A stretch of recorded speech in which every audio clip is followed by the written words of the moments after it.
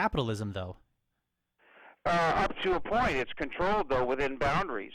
But again, who's controlling remember, it? there's a cap now on how much you can make compared to the lowest level employee. Okay, so then if I have the ability to produce 50 times more than someone else, but I only have the ability to earn 10 times more than someone else, what would be my incentive for producing at my maximum ability?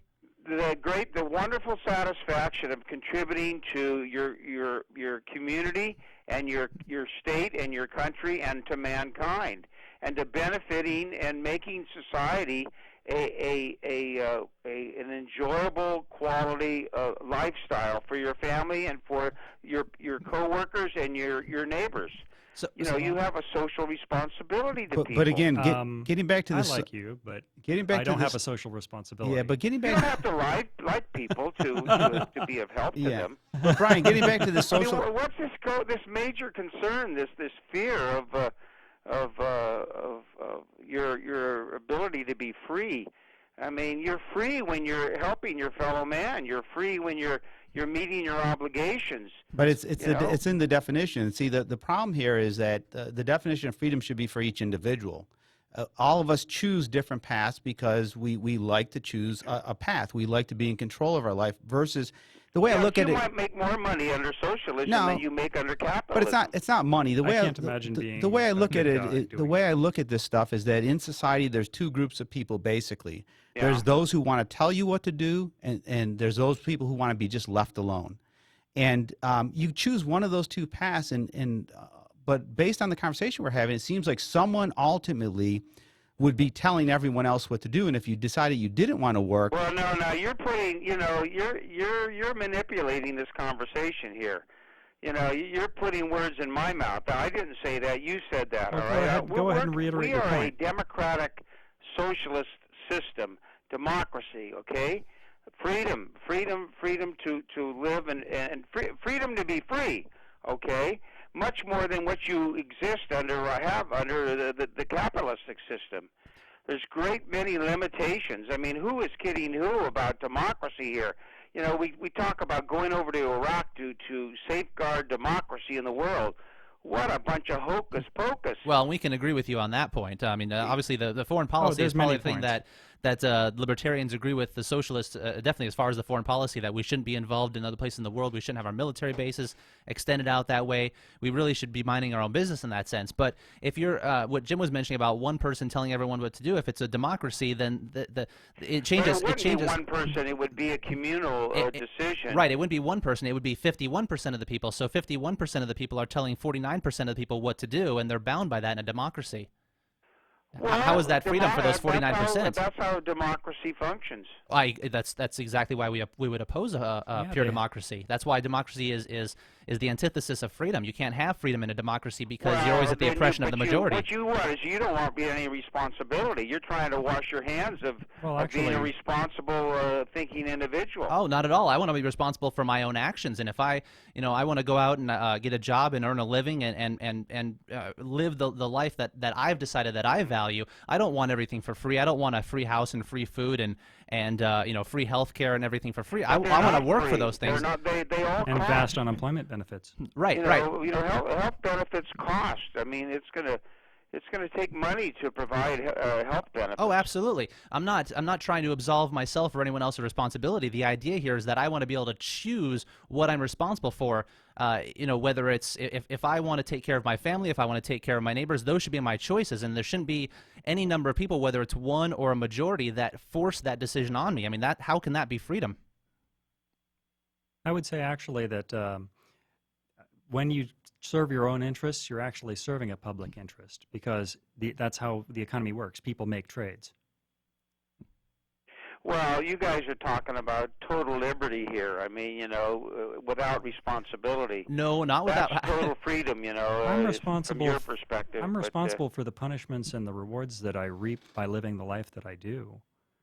Brian, I'm totally responsible for it. I think the difference is that to a libertarian, there's two fundamental things: the idea of self-ownership and responsibility with that, but also the idea of non-aggression. Because ultimately, the way I look at it is that if you have rules in place and you're going to force people to comply with those rules, at some point you have to have a way to make them complicit. You have to basically, at some point, bring in either weapons, or you have to bring in somebody who's stronger than that person. Well, I mean, there will have to be a police force. I mean, we want to get rid of most of our military and reduce the military significantly, but we do have to recognize that human nature does have some very basic instincts that can be troublesome. Well, there's nothing wrong with stopping people who are going to use force against you. I don't have a problem with that, but I'm saying the initiation of force.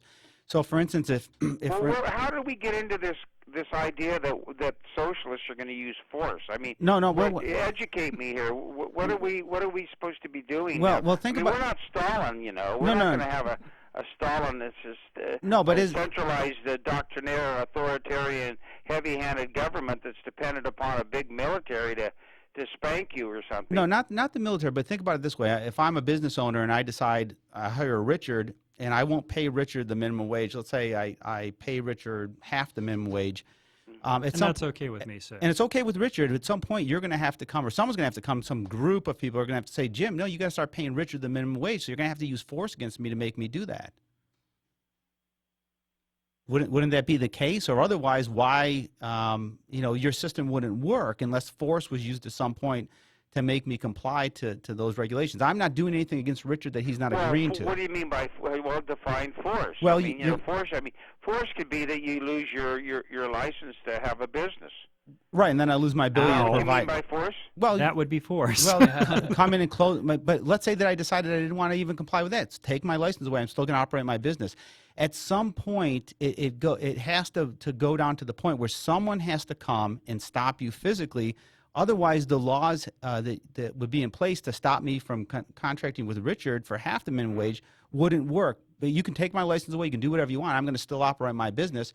I hear what you're saying, but I mean, I just feel like we're off on some intellectual jaunt here that's just made up. Usually, college professors get involved in this, or lawyers, But it's an exercise in I don't know, selfishness, or it's an exercise in. I